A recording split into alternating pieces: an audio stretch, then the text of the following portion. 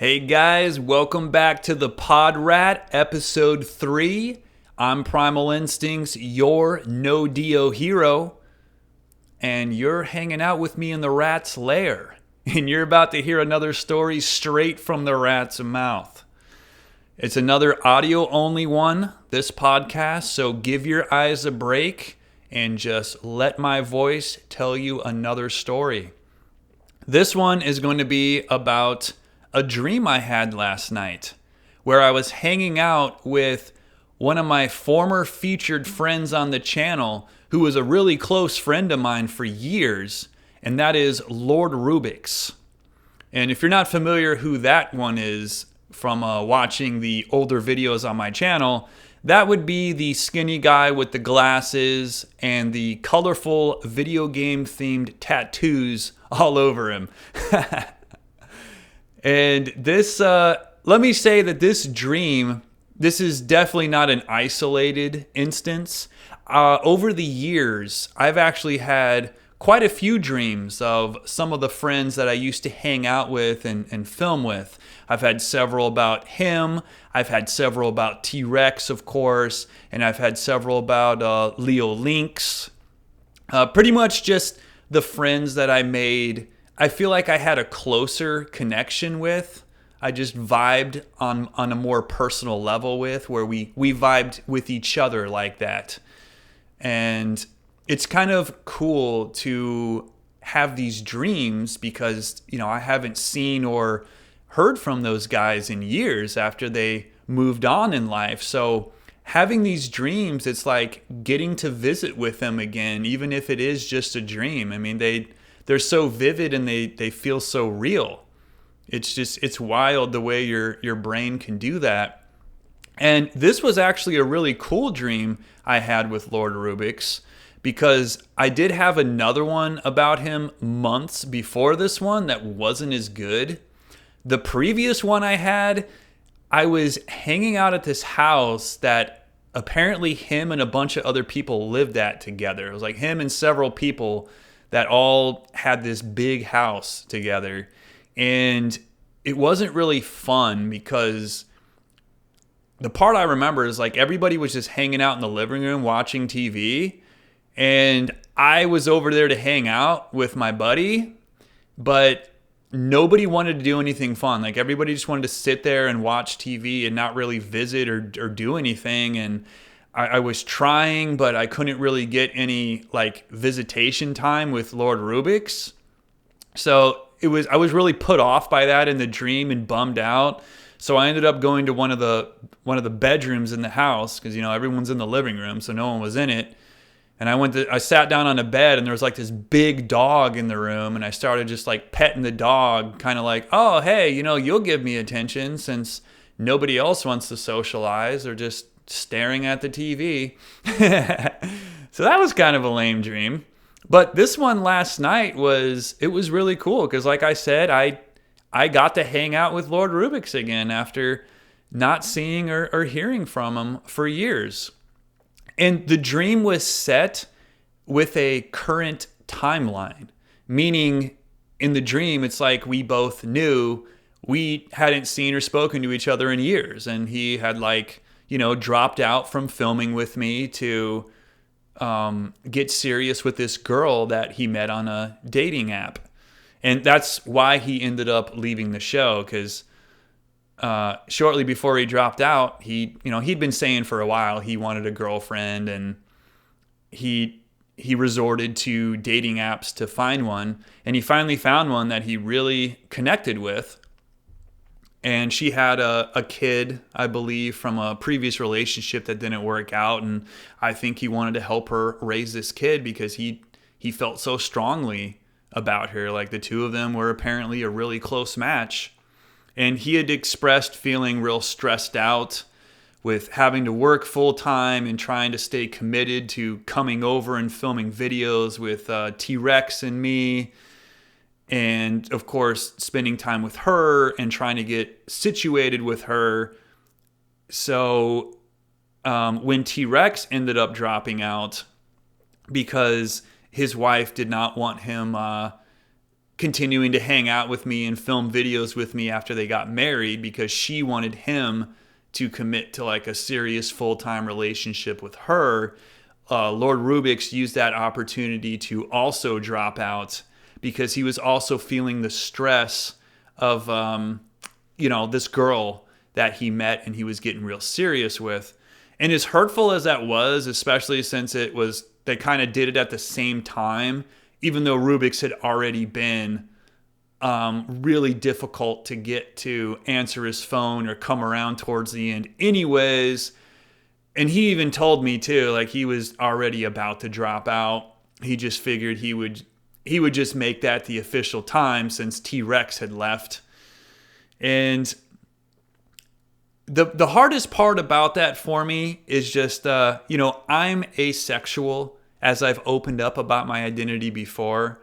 So friendship is really all I have aside from my relatives, my blood family, my immediate family.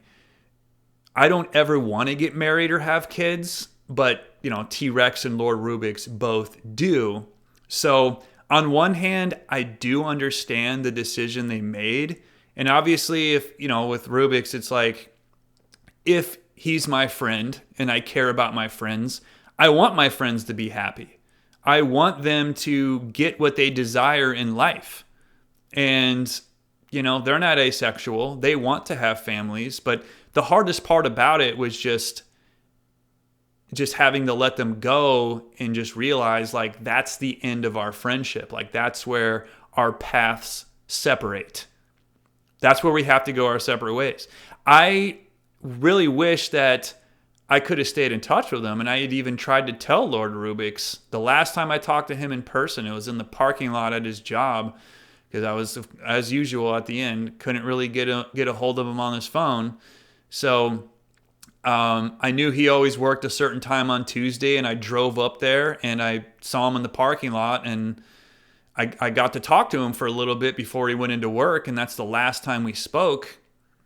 And I was like, hey, man, I understand. I want you to be happy. I know you want a family, and I support that. And I get that you don't want to, you can't commit to being on camera anymore, and it would probably be awkward to still be filming video commissions and stuff with me getting serious with a family, because he hadn't even like told his girlfriend that he was doing that, and I don't think he ever did. I'm not sure. But I was like, I want to stay in touch, man. I want to be at your wedding. Like, I want to be uncle to your kids. And he kind of made a face like, that's just not probably going to happen, man, because I guess that's just the way it is. People get married, they get serious, and then that's their life. And I just had to accept that. But this dream, because I know you're probably like, well, get back to the dream, Primal. I want to hear what happened. The dream I had, it was just him and I, and we were hanging out somewhere. And, it wasn't at my house, so I guess I was like at his place and only he was there. I don't know. But I was kind of emotional at first, I remember. I was looking down at the ground and I kind of had a sad look, and I was trying to like keep myself together. And I was kind of just like expressing the way I felt to him. Like, hey man, we haven't seen each other in a long time, and I've missed you, and I wanted to stay in touch and still be friends, and just, see if we can hang out like every once in a while at least. And he just kind of cut me off like, hey, come on, none of that. Like, I'm not trying to hear that. Like, he wasn't being a jerk in the dream. It was more just like, hey, just keep your emotions in check. All right, let's just hang out kind of deal. Because he was real, he was like laid back the whole time in the dream. Kind of, not really like acting like a cool guy, but, he wasn't like mad or sad or bored or anything like that. He was just kind of like normal, I guess. Typical Rubix, except he wasn't really like laughing or, making jokes like he would when we'd hang out. He was just kind of like there. And it was just in the dream, in the back of my mind, the entire time I was just very aware, like, okay, I haven't seen or heard from him in years, and we somehow got this moment to hang out. I know that we're going to hang out for a little bit, and after a while, he's going to be like, okay, well, that's it. Our time is up. And who knows when or if I would even see him again after this. So in the back of my mind, in the dream, I was just aware of that. Like, I got to make the most of this. I got to because it's a miracle we're even hanging out right now. And I was just like socializing with him. We were talking, and then we ended up, hanging out like old times and doing some of the things together, or doing something that we did together for old times. He ended up, because I'm sure you guys saw on the like behind the scenes extras, we used to do these videos where he was really good at pushing my limits. We had this very good dynamic together. So he had me, I laid down on the floor on my back, and he used his foot and he kind of like pressed it over my mouth and like used his toes to pinch my nose shut so I couldn't breathe. So he was like doing like a foot smother kind of thing to me and like restraining my arms for a while. And what's interesting about that is while I was asleep in real life having this dream, I'm pretty sure I was actually holding my breath. Like once his foot in the dream was over my nose and mouth, I was actually holding my breath. And I used to have dreams in the past. Like I remember having a dream as a kid where I was like, I don't know, I was like out at sea or something. And I ended up underwater. And during the dream, while I was underwater, I was really holding my breath in real life while I was asleep. And I held it as long as I could. And then I ended up like waking up because I woke myself up because I was holding my breath. And it like woke me up from the dream. But when it was happening with Rubix in this dream, when he was like using his foot to block my breathing, I just kept holding my breath. And then he eventually just like moved his foot and I breathed again. And it didn't wake me up, but I had held it for a while and I actually felt like lightheaded in the dream, like I would from holding my breath in real life. So it was like, again, it's just like really wild the things that your brain can do even while you're asleep, because this was a very vivid dream. But yeah, you guys know we did stuff like that. We did like the dynamic of he and I. It was just so unique, and it just works so well because it started off, we would do stuff like that to each other in the spirit of MTV's Jackass and the gross cartoons with the gross weird humor that we grew up enjoying. I mean, there's a lot of cartoons still to this day that are like that. There's a long history of them. And we had that mutual sense of humor where that was our idea of fun, and that's the stuff that we like to do. That was our idea of boys being boys. Like preventing each other from breathing and making each other smell each other's body odor. And he really liked to tickle torture me too. Once he found out how ticklish I was, he really liked the playful torture. You just see the look of just boyish joy on his face on camera whenever he was doing that stuff to me. Any one of those things. And we started off doing it to each other, but as it went on, I remember the exact thing he said one day. He said, "No, I'm always the one that does that to you, or I'm the one that should do that to you." Like he had more fun being the aggressor in this scenario. And like with me, it's like I could do it either way. Like I'll do it to you. I'll make you smell my armpits. I'll make you hold your breath, or you do it to me. Whatever. It's all fun for me. He had fun with it both ways too, but he had more fun being the one doing the things to me. So I'm like, that works for me, man. Like it's fun to me either way. If it's more fun for you like that, we'll do it that way.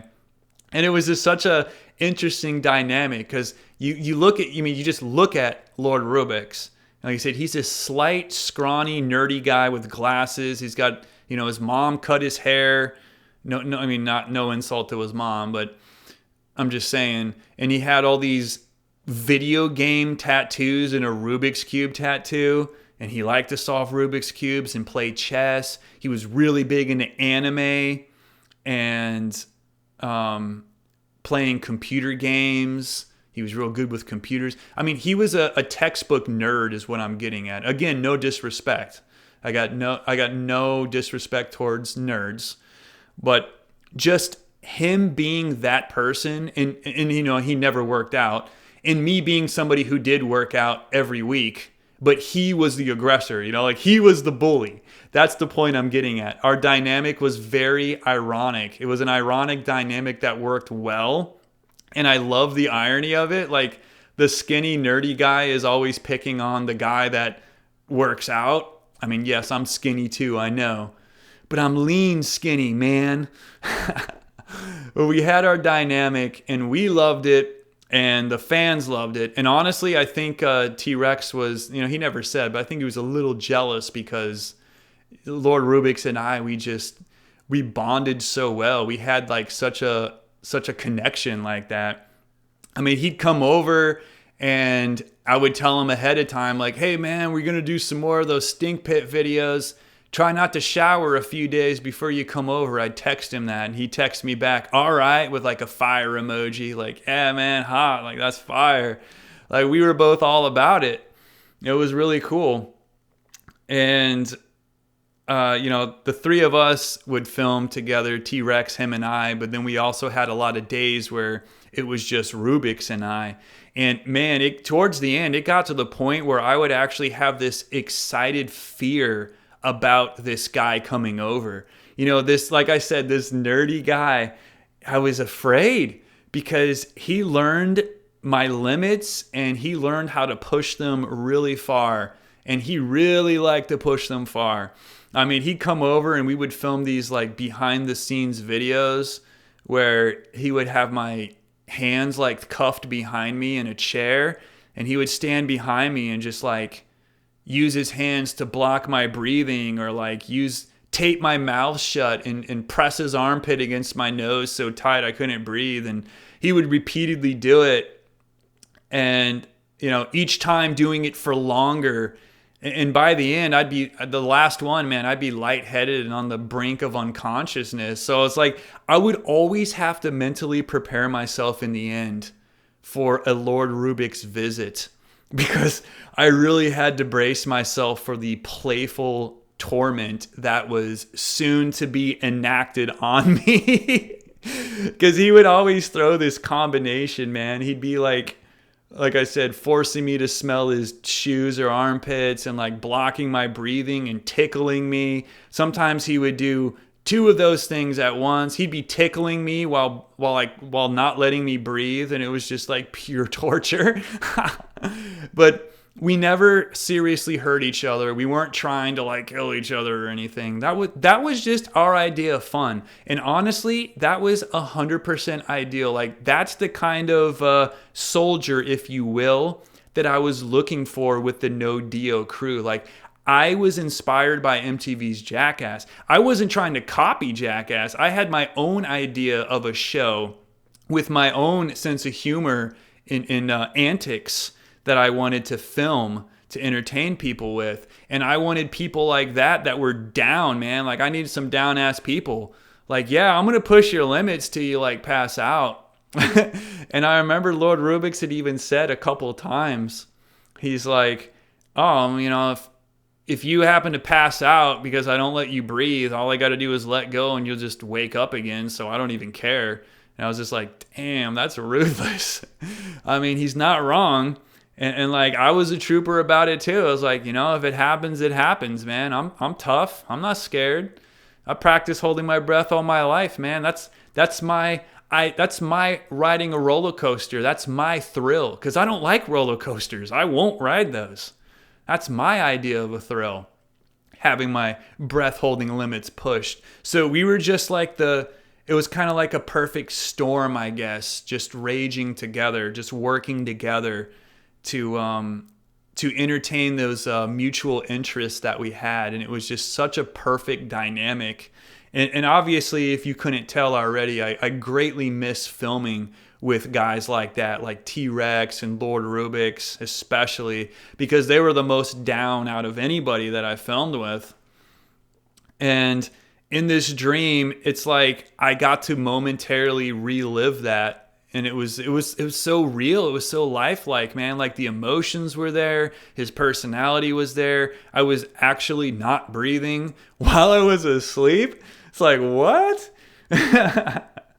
So it was kind of cool. It's almost like, it's like, hey man, I know you miss your buddy. So here, have a quote unquote revisit with him and wake up thinking that it was awesome. Because it really did feel like I got to hang out with him again briefly. And then back to the dream. There was just a little bit more to it. So we weren't like filming that in the dream, because in the dream it was like I said, this was post him filming with me. It was already at the point where he had dropped out and he didn't want to, it's like he didn't want to film stuff anymore because he was with a girl, like had a family and had a different life now. But we had a moment to hang out and kind of like have a little fun for old time's sake, but he didn't want to film it. But, like me in the dream, I'm like, hey, after we did like the foot smother thing to me, be like, hey, maybe we can do like a stink pit video for the channel. But then I kind of caught myself like, oh, right, we're not filming this. That's right. My bad. And he's like, yeah.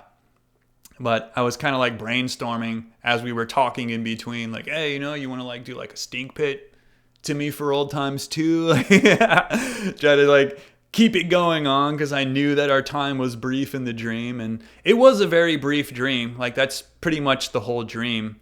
But I mean, that's what you call short but sweet, because it's like I got to hang out with my former close friend again. I haven't seen or heard from him or T-Rex or any of those guys in years. Like the only person I'm still in every now and then contact with these days is K2. I don't talk to any of those other guys because everybody just moved on in life and went their separate ways. It wasn't anything personal. I mean, unless you count like T-Rex's wife not liking our close friendship. Yeah. Like, it was really cool, man. I don't know if I'll meet another person like Lord Rubix that I will have that kind of dynamic with. It was flawless, man. Like, it was just perfect for the two of us. And again, the irony, man, of that, like, that soft-spoken, slight, nerdy guy, just such a dominant side to him, Such a playful torturer bully. And I remember I asked him one day, I was like, hey, so like the girlfriends that you've had, have you ever did anything wild you like to do with them? And he's, I like to choke them a little bit if they're into it. I was like, oh, okay, makes sense, seeing as you're always the aggressor to me. You're always like not letting me breathe until a point I nearly pass out. And he's either like, you see him on camera. If you've watched these behind the scenes extras where he does this to me, he's like a panther and I'm like his rat, his prey, because he has that panther tattooed on him too. It's like I'm his prey. He's the panther and I'm his rat, his prey. And he's taking the life out of me. But yeah, you see the look on his face, and he's never scared. He's never concerned. Like he feels me trying to breathe and I'm like crying out for air, and he's just looking like real nonchalant. He's either nonchalant or he's like grinning ear to ear, open mouth smile. Like he's just loving it, man. Like he's just having so much fun. Like, yeah, pass out, dude. Yeah, you're not getting any air. It was our own like jackass kind of dynamic, man. And we were both all for it. So even though that ended, it was a very great memory to have. And the memories will always be there. And of course, I always have the videos to revisit too. And look at this. I get to have dreams every now and then too, to relive those experiences. He moved on in life. I'm guessing he's probably a family man now. And that's what he wants in life. That's where he's at. And I'm where I want to be in life. I'm in my prime. I moved down to a warmer climate. I'm filming by myself, and it's actually been better. I don't have to struggle to get people motivated to come over and participate with their other commitments in life. I get to put all my time and focus into this and do it full time for my fans for a living. And I get to keep the dream alive. And who knows, man, maybe I will meet someone down the road that I bond with and connect with on that level again. And maybe they'd be down to participate in this. Who knows? I'm not going to close the doors on it, but I can definitely not guarantee something like that. But it doesn't even have to be on camera. Just having that kind of close bond with somebody it's definitely makes life incredibly enjoyable. It's just one of the beautiful parts about life. Just to know that, because I remember when I first met Lord Rubix, it was actually it was before he was on the channel. I met him at a restaurant job, the same one I met T-Rex and a lot of those other guys at. He was only 19 at that time when I first met him. And I don't know, man, like I had this feeling that we had something really powerful and unique in common. And I think he felt it too. And then we started hanging out and we kind of started exploring that. And it just kind of got to the point that it did. And as you saw, it turned into this incredible close dynamic that we had that we both had a lot of fun doing. And it was it was just surreal, man. You meet somebody and you get like a really good vibe. You take the time to get to know them and explore it, and it turns out to be this incredible thing. And it's bittersweet because friendship can be fleeting. And as they say, all good things have to come to an end eventually. But I would definitely would have rather experienced it and had it end, even if it was hurtful when it did. I would rather that happen than just never have experienced it at all. And that's why I say, man, I keep the doors open. Like I'm always open to the next close friend to have that kind of bond and connection with. And if they're down to broadcast it for the internet, then they're welcome to, but it's definitely not a requirement. But yeah, so that's another dream I had about a former featured friend. And it doesn't bother me that I still have dreams like that, because they were close friends. That's why I said there's only a couple of them that will appear in dreams, like we're hanging out again, just the ones that I really bonded with and I felt close to. And I would like to hang out with again if it was possible, but it's just not. But seeing them again in the dream, it's the next best thing. And it's like I genuinely feel like I got to momentarily hang out with Lord Rubix again and be smothered by his foot and talk about being stink pitted again. Like it's like it really happened, because I wasn't breathing during that part in the dream. So yeah, I just wanted to share that. They are, still in the back of my mind. I'm always going to have that love for those guys and the amazing things we did together as friends and as on camera for the world to see and enjoy. It jump-started the No Dio show, which I proudly continue carrying the torch to this day, and I have no interest in stopping, because it is such a huge part of my life, and there are so many incredible memories along the years, like the ones with the guys that I'm talking about here today. So the videos are there. People are still enjoying them. The Stink Pit Gladiators video overtook the #1 spot, the new most watched video on my channel. For the longest time, it was the first Abs of Steel contest I had filmed with T-Rex. And I understand why it was so impressive. I mean, for one thing, I copied that idea from YouTube. That was a popular challenge that was kind of trending on YouTube at the time that buddies were doing together. So I kind of got inspired and was like, hey, T-Rex, let's do that. Okay, let's do it. And it was so impressive because he weighed, I think I was like 140 at the time, and he was about like 170 pounds. He had like about 30 pounds on me. So me standing on his core for 60 seconds, he took it like a champ. But then he stood on my core for 60 seconds. The guy weighs 30 more pounds than me. I was visibly struggling. I feel like I barely made the 60 seconds.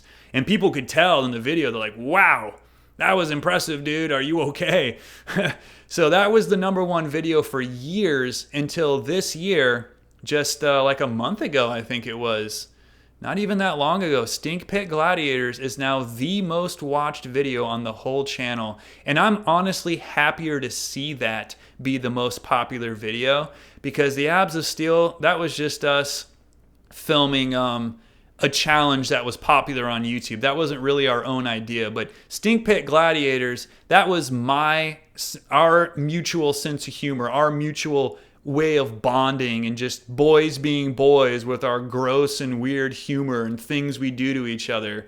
That was definitely more representative of the No Dio show I started with those guys, and I crafted with them, and they helped me get it off the ground and establish it for what it is, and have people get to know me and who I am and what I'm about.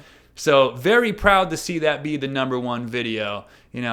The video that really just establishes the three of us, the bond that we had, and the overall style of humor of the entire show. So big ups to Stink Pit Gladiators. Thank you for watching that video and helping it achieve #1 most popular, most watched status on my show.